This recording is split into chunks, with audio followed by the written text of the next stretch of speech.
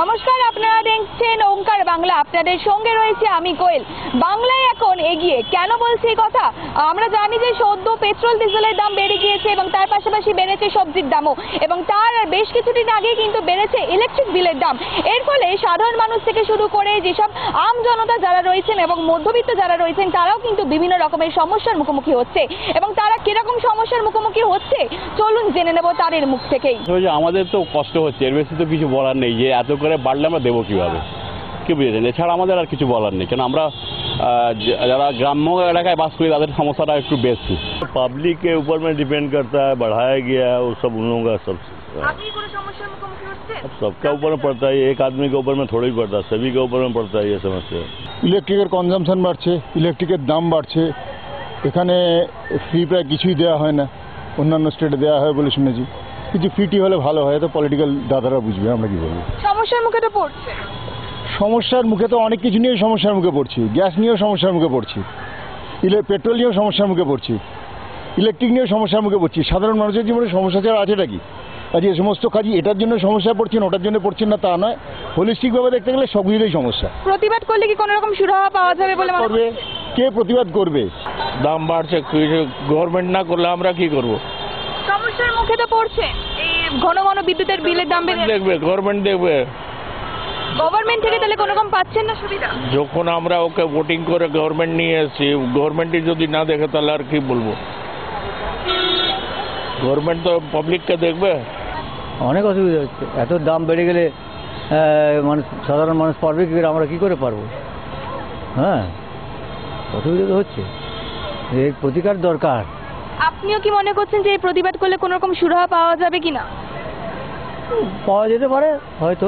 সমস্যা তো হবে, মানে আমরা প্রাইভেট কোম্পানির কাজ করি, কোনো তো মাইনে পাইনে তো কিছু বাড়ছে না, তো আমাদের তো একটু সমস্যা হবে। সমস্যা তো খুবই পড়ছে, তাছাড়া হিটটা অনেক বেশি বেড়েও ছিল। আর আরও একটা যেটা ব্যাপার হচ্ছে, আমি যেটা ফেস করেছি সেটা হচ্ছে যে আমার ঘরে এসি আছে, একটাই এসি আছে। অনেকে কী করছে, মানে এক্সট্রা এসি কিনছে, ঠিক আছে দরকার আছে কিনছেন, কিন্তু সিএসসিকে ইনফর্ম করছে না, যার ফলে কী হচ্ছে, লোড নিতে পারছে না, লোডশেডিং হয়ে যাচ্ছে।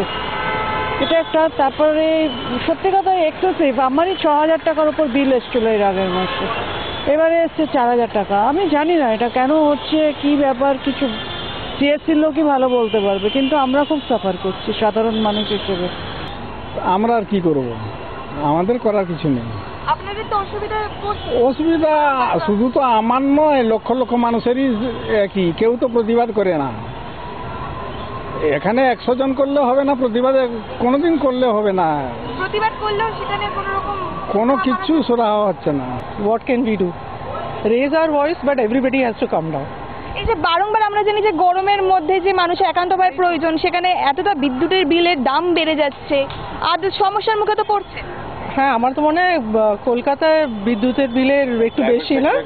হ্যাঁ, বেশি হচ্ছে ইউনিট। আমরা পুনেতে থাকি, ওখানে অনেকটাই কম, অনেক কম কম্পেয়ার টু কলকাতা, অনেক কম। হ্যাঁ, প্রাইভেটাইজ করলে তো এটা হবেই, নাথিং ক্যান বি ডান। তো এই প্রাইভেটাইজেশনটা বন্ধ করলে একটা সলিউশন হতে পারে, বাট গভর্নমেন্টের ওপরে। কি মনে হচ্ছে যে প্রতিবাদ করলেও কি কোনো রকম সুরাহা পাওয়া যাবে এখানে?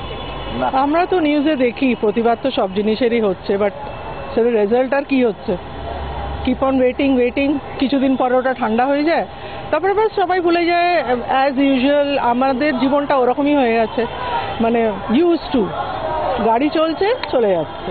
এখন there is no other option left কি আদার দেন কি যদি গভর্নমেন্ট এটাকে টেক ওভার নেয় and do things of their own instead of giving to the private, instead of doing everything to the private sector.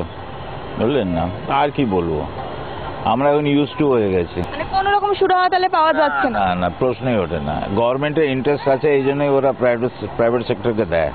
Government is making money out of them, আর আমাদের middle class family লোকের pocket থেকে এই টাকাগুলো বেরোচ্ছে।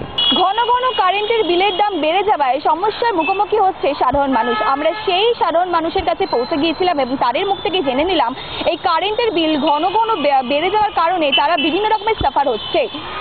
ক্যামেরায় রবি দত্তের সঙ্গে কোয়েল বণিকের রিপোর্ট, ওঙ্কার বাংলা।